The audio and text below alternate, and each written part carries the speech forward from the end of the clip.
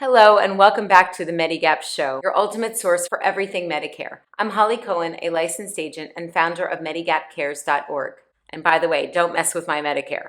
Today we have an important article to discuss, the denial rates in Medicare Advantage. But before we dive in, make sure to subscribe to the channel and hit that bell icon so you're notified every time a new video is released. In today's episode, we'll be examining an article titled Healthcare Denial Rates in Medicare Advantage Court Case for NYC Retirees, written by Caroline Lewis and published on Gothamist. Let's explore the key points of this article together. According to the article, the chosen insurance provider for 250,000 municipal retirees has submitted a petition to intervene in a lawsuit filed by New York City retirees against the city and Mayor Eric Adams.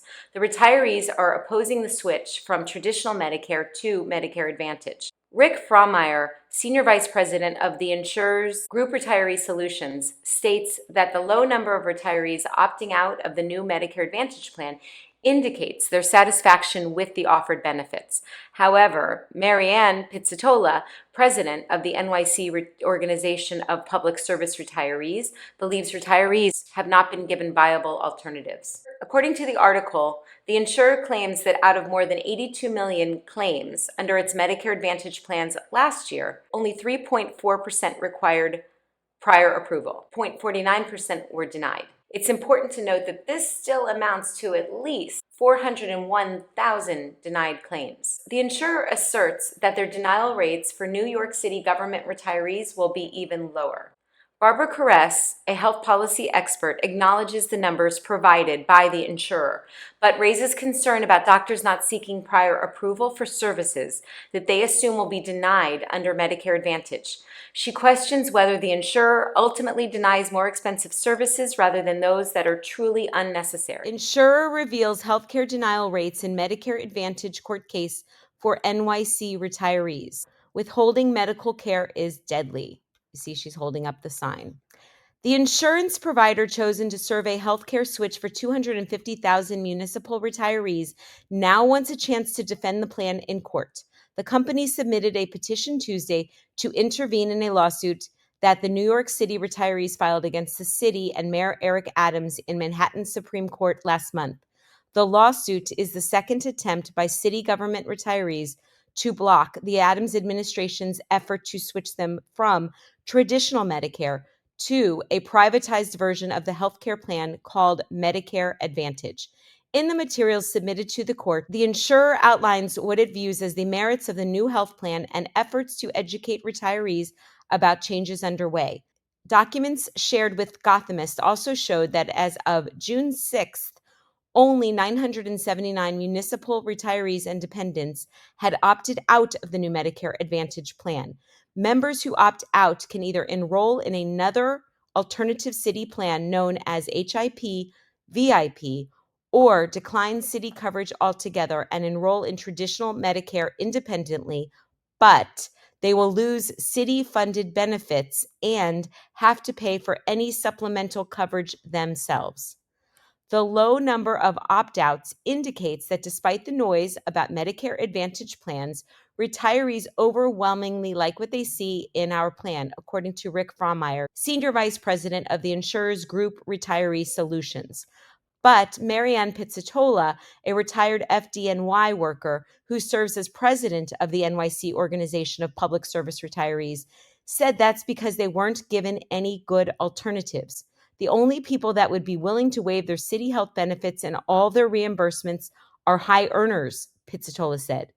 Out of more than 82 million claims under its Medicare Advantage plan last year, only 3.4% were subject to prior approval and 0.49% were denied.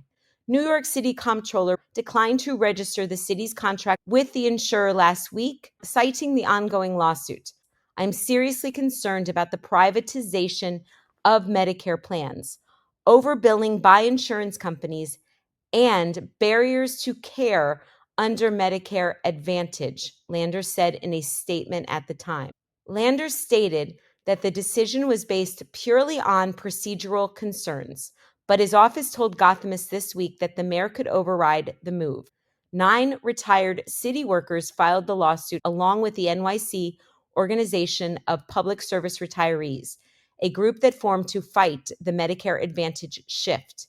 They claim that the Adams administration is violating city law by diminishing their benefits and not paying for senior care, the supplemental coverage that was previously provided by the city at no cost to city workers. The insurer, Adams, and a committee of municipal labor unions collaborated on the plan and have argued that the new benefits will be comparable, if not better, than what members previously had without increasing their out-of-pocket costs.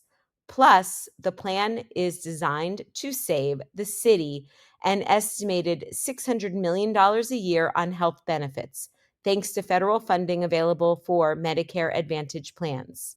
Adams previously sought to maintain the option for retirees to stay on traditional Medicare with the senior care supplement for a fee of $191 a month. But that move was blocked in court because it would violate the city's administrative code. As a result, Adams eliminated that option altogether. Now, if the switch goes forward, some 250,000 municipal retirees and their dependents will be shifted to the insurer's Medicare Advantage plan automatically on September 1st.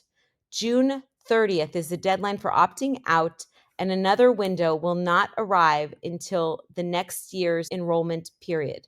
Pizzatola and others who oppose the switch have raised concerns about the need for doctors to get prior approval for more services under Medicare Advantage than traditional Medicare. And a federal investigation has revealed that under Medicare Advantage plans, claims are sometimes inappropriately denied. The insurer is seeking to demonstrate via materials submitted to the court that its existing Medicare Advantage plans across the country rarely reject coverage for needed health services. Those documents outline how those denials would be even more infrequent under its plan for New York City government retirees. According to the insurer, out of more than 82 million claims under its Medicare Advantage plans last year, only 3.4% were subject to prior approval, and 0.49% of all claims were denied.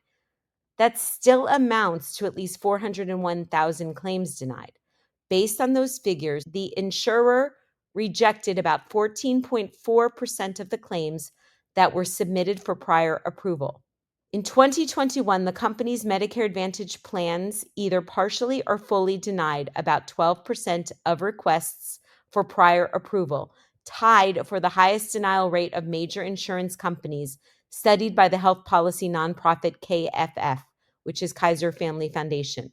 The insurer has said that the denial rate would be lower for New York City plan. I have no basis to challenge their numbers, said Barbara Caress, who teaches health policy at Baruch College and previously served as Director of Strategic and Policy Planning for the union's 32 BJ's benefit funds.